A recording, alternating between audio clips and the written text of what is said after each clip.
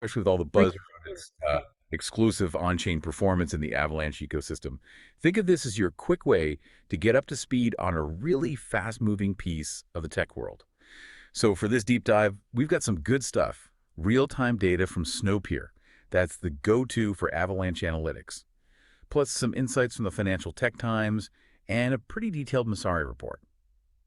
Our goal isn't just, like, what Apertum's doing. We want to get into the why. Why is it hitting so hard? And what does that actually mean for everything else?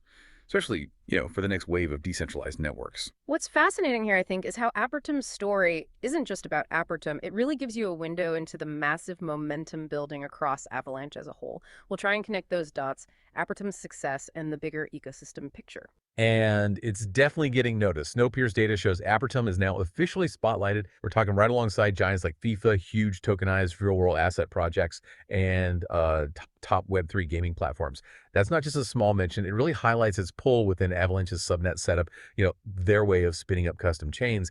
And looking at the first half of 2025, Q1 and Q2, well, the performance is solid. Over 1.5 million transactions processed that's significant volume.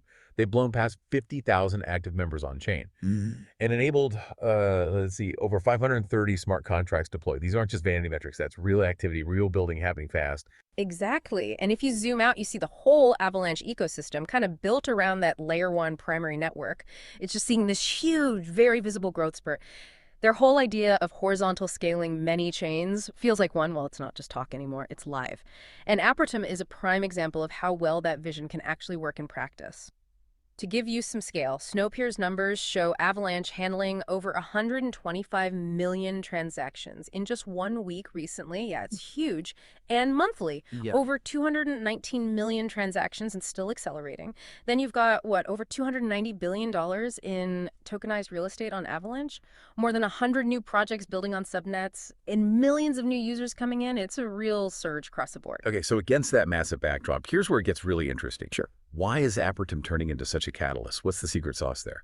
Well, that Masari report we mentioned, it classifies Apertum as a general-purpose layer one within Avalanche. That's important. It's not just a niche thing. It's positioned as, like, foundational tech. Right. And that position is backed up by some serious technical muscle. That's really what explains its quick rise. We're talking seriously fast transactions, transaction finality TTF between 0.15 and 1.5 seconds. Basically, your transaction is confirmed, like irreversible, in under 2 seconds. That's incredibly quick for decentralized tech. Plus, it handles a lot of traffic, 4,500 transactions per second, or TPS. That puts it up there with major payment systems. And then there are the fees, ultra low, which makes doing stuff on-chain way cheaper for everyone. Another really interesting bit, economically speaking, is the token model. It's deflationary. Up to half of all the transaction fees get burned permanently removed, creates scarcity over time. Oh, and crucially, it's fully EVM compatible, which means basically Ethereum developers can bring their apps over easily. No need to rewrite everything. Huge advantage. They also made it easier for devs with something called the Apertum Contracts Wizard. Makes deploying smart contracts simpler. Plus, you get access to this community that's already there, already active with liquidity, and they provide the tools you need, like a DX, a decentralized exchange, a bridge to move assets around, and ways to earn yield securely. So you put all that together. Yeah, you can see the appeal for projects. They can launch fast, get users quickly, scale up without hitting walls, all inside an ecosystem people already trust. Yeah.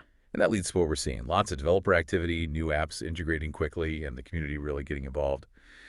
But with growth that fast, are there any trade-offs, any potential bumps in the road we sometimes see? That's always the key question, isn't it? Speed and scale can bring challenges. Things like keeping things truly decentralized, managing network load long term.